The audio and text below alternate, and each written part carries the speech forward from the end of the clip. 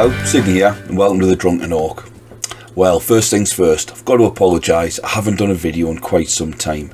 I've had a bit going on in my personal life, good stuff to be fair, a few weeks away in Italy, my daughter got married, you know, all good stuff. And although I still had time to do some hobbying, and I've had some stuff done, I haven't done much in the way of content. So apologies for that, and I'm going to be back on the wagon, or off the wagon, on the wagon, off the wagon.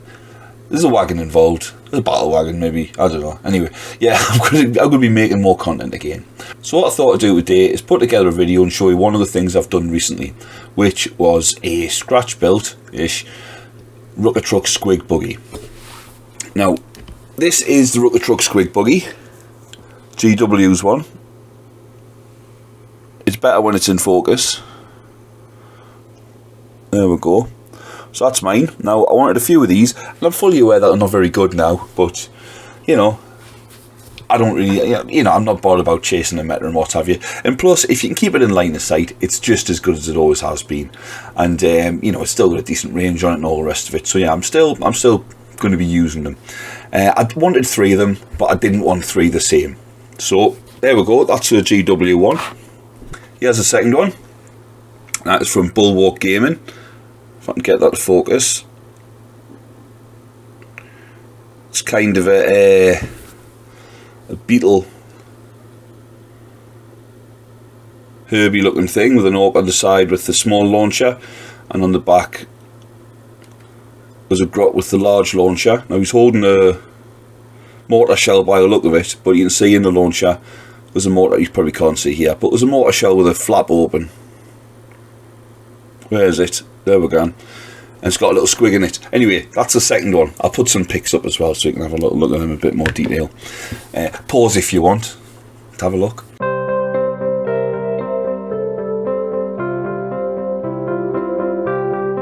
So on to the third one. So what I've done was I bought a German, like a German half-track truck. I forget the model number, it's from Bolt Action. I'll stick a picture of the box up now. And I was going to use that. It's 28mm scale for the little dudes inside, so I thought that would be great. That's same as GW, spot on. I'll put it together, and yeah, that'll do. Now, I'm going to go through the steps of what I've done to it, but that's it basically finished.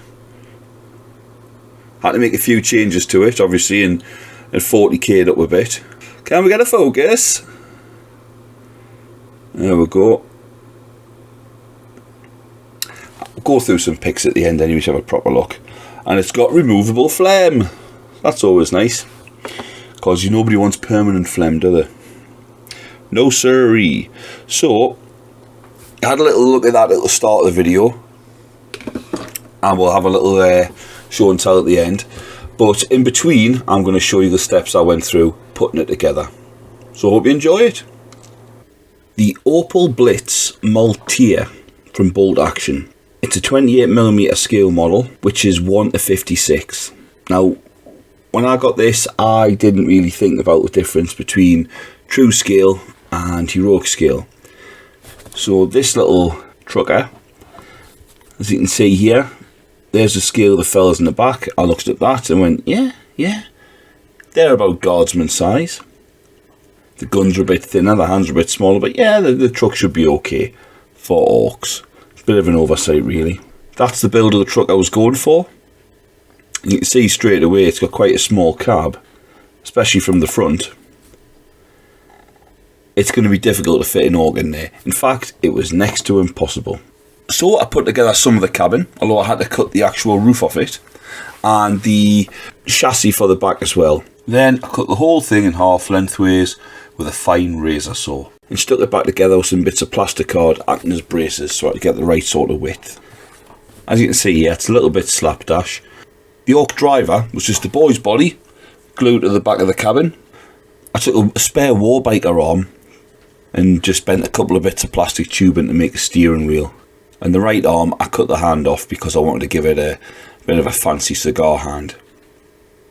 Now, I couldn't fit the legs in the cabin, but because you were going to be able to see into the cabin, at least partially, I had to try and work a pair of legs in. Well, I couldn't. So I cut one of the legs off. The right leg was cut off so you could see the left leg, and that was just to give it the impression that it was a full a full-bodied Ork. I also took the original seat from the truck and put that in too. Now the Ork's not sitting on it, it's just wedged under his left bum cheek, and the rest of the seat is enough to carry on to the left-hand side of the cab, so it's not too bad. I also trimmed the window frames of the door down as well, so the driver could fully lean out of it, because just sticking his shoulder out just was a little bit claustrophobic. I then stuck a little engine in from Zinj Industries, which I wanted popping out the bonnet. I love an exposed engine in an Ork vehicle. And then stuck some armour plating around the top as well, with a few rivets from Meng. The front, where the radiator grille is, I basically just replaced with a bit of corrugated plastic card, a couple of bits of plastic rod, and a bit of angled plastic rod as well, just to sort of, you know, block that in a bit. You can also see I've pinned the cigar hand from Hardcore Minis to the driver as well. I do like the look of a cigar hanging out a truck window, and in the last buggy challenge, 6 Plus Steve-O used it, and I thought that's well cool. That I'm gonna nick that in a future project, so I'm doing it now. I think it's got the right sort of width here. There's a little bit of space left inside the cab to fit something else in, but I was quite happy with that, so I thought it's time to start working on the back. So to that end, I just stuck a bit of plastic card on top of the back of the truck chassis, just to sort of give a flat bed, and I layered that with some thin coffee stirrers. I half-inched from, I believe it was McDonald's, as Greggs generally have a higher quality coffee stirrer. They were cut to length in a little plank sort of fashion and just put on a little bit haphazardly. I was toying with the idea of putting rivets on just to show where they were bolted down, or even acting as something as nail heads, but in the end I thought, nope, something nail heads, that's the way, plus any extra texture on there is just going to get in the way when I start loading up the back of the truck. And this is what I was loading up the back of the truck with. I picked up the Gobba Squig, I believe it is, from Age of Sigmar, from Forge World, and I wanted that sitting in the back of the truck, spitting forward its Squig ammunition to act as the heavy Squig launcher. So it's just a bit of a test fit here.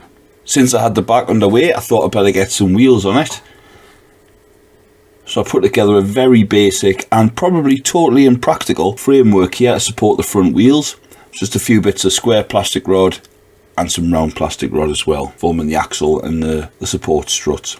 The wheels, again, Zinj Industries, and they're just little wheels, probably around about 14mm I think they are. And it is upside down here, if that's confusing you, because I was working on the bottom. Some larger wheels here, again from Zinj. These I just put straight onto an axle because I wasn't going to bother with a framework for these. I wanted the framework on the front wheels because I wanted the front wheels to be quite high. I wanted the front of the vehicle to be raised up, whereas the back I wanted to be low down. And obviously it was also important that it fit on the base, a buggy base. One of these 105mm buggy bases. I also started adding the side panels to the truck, which were just taken straight from the kit, and I wanted to give the whole thing a feel that it was carrying a heavy load in the back, hence the front of being lifted up and the back being down, like that. Thought I'd add some decoration, so I cut some teeny tiny little dags and stuck a Meng rivet on there. Once I'd cut those dags and got them ready, I started adding them to the side of the truck. Every so often I'd miss one off and I'd just drill a hole through the bar instead, where the rivets come out and a dag has fallen off. You see here I patched up the front gaps with a bit of the side panel which I'd angled in. I also patched a gap on the back of the cabin board with a bit of plastic card, and also added the passenger door. Now with this door I decided I was going to leave the window frame on, as I had plans for that, which was for the small Squig launcher. Now I still had the Ork with the small Squig launcher from the GW Rukkatrukk Squigbuggy. I still had one of those spare, because the last Rukkatrukk Squigbuggy kit I bought, I turned into a custom booster blaster. So I wanted to fit that Ork in, and there's just no way to fit him on the passenger seat, sitting down or anything like that. There's nowhere for him to hang on the outside, unfortunately. So instead I've had him stood on the seat with his left foot braced on the door. So when I stuck the door on, I angled it slightly, so it's drooping down as if it's, well, taking a lot of weight that it's not designed for, which it is on the Ork. Now I didn't put his I wasn't going to use the same head, and I didn't use the same left arm, the one that's holding the little squig, you know, as if he's going to slap in a spare. I had different arms and head ideas for that. Now those back wheels looked a little bit exposed, so I wanted to make some mud flaps. So I found a bit of plastic plumbing accessory in the garage, which basically I bought a while ago and never had a use for. I took my Dremel, or Proxon, and used that with a sanding cylinder just to basically smooth out the screw thread that was on the inside of that. I also cut it down to size and trimmed off a couple of bits to use as wheel arches.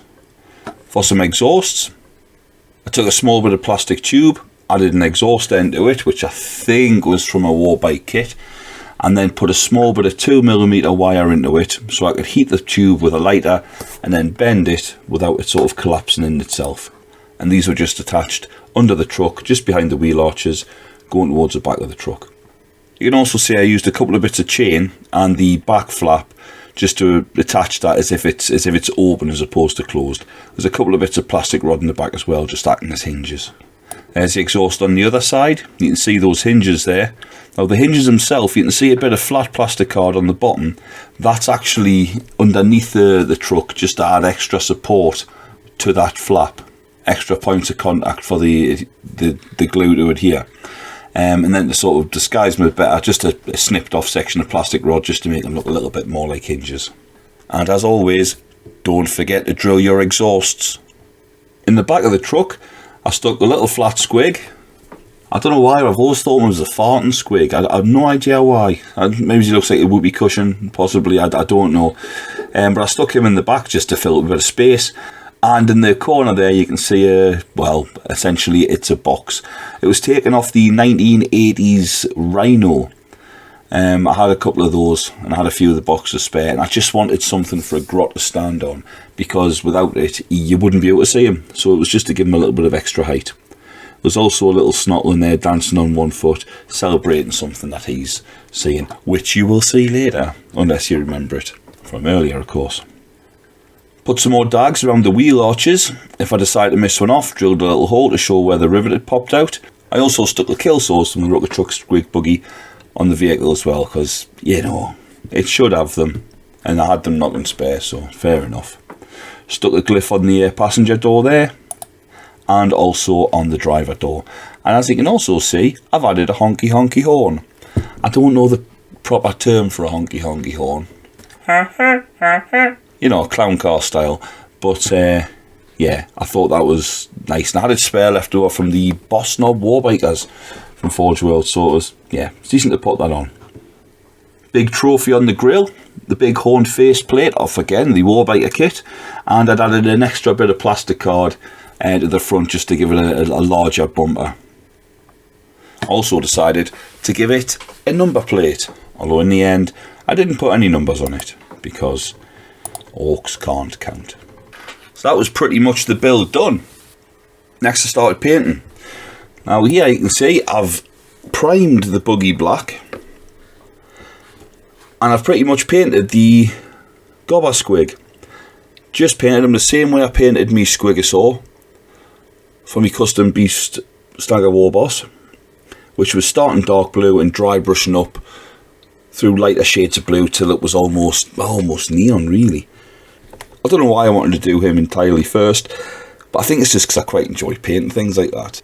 And then the buggy, I give it a full airbrush with Vallejo gunmetal air paint, and then I'll generally go and pick out the tyres in black, dry brush them back up with greys, and then started painting the wood with dryad bark.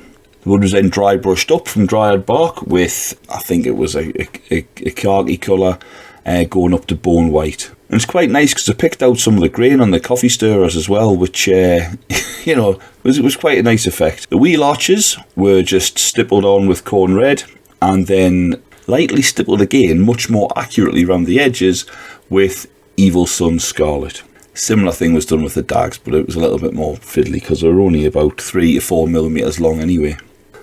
I also painted the orc skin with Vallejo's Game Colours Cold Grey, and then highlighted up basically just by dry brushing and a little bit of just, you know, normal highlighting with Vallejo's Wolf Grey. I've started doing orc skin a bit more like that, where I paint them grey Because once you've got these two shades of grey on the Ork, with the obviously the recesses a darker grey and the highlighter a lighter grey, then if you just give it a coat of the Plague Bearer contrast paint, and once that's dry, give it a coat of Bealtan green, it gives quite a nice colour. I do like to still go over it with Scarsnick green and maybe a bit of Krieg khaki from Games Workshop, just to sort of pick out highlights again. I've always liked quite a bright, quite a light green from the Orks as opposed to the dark greens, which some people prefer. But I found this way, compared to the way I used to do it, or previously did it, just gives it it's a paler green as opposed to a brighter green. But I mean, I like them all, but I just like mixing it a bit. Also hit out any bits of metal which I didn't want to be silver, which I wanted to be gold. I found just painting them with something like Retributor Gold. If you give it a wash of Agrax, it'll stay gold. If you give it a wash of Nuln, or a couple of washes of Nuln, especially concentrating where you want the grime and the shade to be, it does look more like a dirty coppery colour as opposed to Nuln. So that's what I do. Nice, quick, easy. Painted up the Squigs, the usual colour I paint my Squigs. Big ones are blue, small ones are lilac. And painted a little snotling in the back the same way as I painted the Ork. Another test fit with the Squig in the back. All seems to be good. Time to do the Gobbo crew. Now the Gobbos are Gloomspite Gits, I think, or Night Goblins as I used to call them. Meaning they've all got the dressing gowns on and little open-faced pointy hoods. So instead of just painting them black, which I was planning on doing, I thought, you know what, I'll give them a bit of colour. So I painted them all the same way. It's like a uniform. And they've all got red cloaks with yellow hoods on. I believe this fella with the trident is supposed to poke the Squig in the arse to make it spit its load. What? Fire. We'll just settle with fire. Yeah, to make it fire. But I wasn't going to use them for that. I wanted them on the back of the truck, fighting off an interloper, which was the attack Squig for Gruk Face Ripper. Now, I put Gruk Face Ripper together and painted and all the rest of it probably 2 years ago now. One of the first Warboss models I painted. And I never used the attack Squig. He's been sitting in bits in a box. So I wanted him on the back of the truck, and the grot with the trident sort of chasing him off. Here's another couple of grots. The other two I'm using, the one on its back who's aiming, sort of, ish, trying to. And the one you can just see peeking up there, who's the loader. Now he's the one stood in the box, otherwise he'd have no chance of reaching that mouth to feed in more Squigs. And you wouldn't be able to see him anyway. And you can just see here that I've painted the grille decoration with the Vallejo blue-green, I like to use on my vehicles, as well as picked out 1 or 2 armour panels in it, glyphs and dags here and there. I also put a nice gloss varnish on the bulb of the horn, just to, I'm quite pleased with that. I think it looks very, clown car-y, I suppose, and picked out just a little bit of colour here and there, headlights, added some rust on the metal bits, and painted up the engine block spaces as well. A lot of people always say that when you're priming a model, it's best to use black as opposed to white. And for the most part, I agree with that. And the thought behind that is that if you were to miss a piece or miss a spot, like under an armpit or something like that, white's going to stand out, black won't.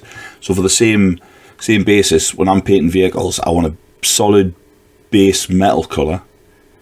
Whether I give it a metallic, like a gunmetal airbrush over a black primer, or just a brush coat, and then give it a wash of Nuln, maybe add a bit more, like some Typhus Corrosion, add some rust with a little bit of like Mornfang brown or similar shade, and then a little bit of orange on top, and you get that base metal, so it's just a metal vehicle. Once you've got that done, then you add your colour, because I find that way you can choose the bits which are going to pop out, but any bits you don't do, you don't have to paint each individual piece because it's already got a solid base colour underneath. I find it the easiest way to do it. Also stuck a little Squig on the front there, just catching a ride on the wheel arch. Now, because the Gobba Squig's face is all puffed up and what have you, he's normally spitting something, I wasn't sure if I wanted to put the projectile Squig flame on there. It looks good, but I wasn't sure if it was going to be too busy. So in the end, I decided I would paint it up, as you can see here. Wasn't a great job on them, but you know, it'll do. And I've decided I'm not going to glue them in. I'm going to have them so they're removable, so I can decide, you know, game to game if I want to use them or not. I think all that's left to do is to go through a little bit of a montage.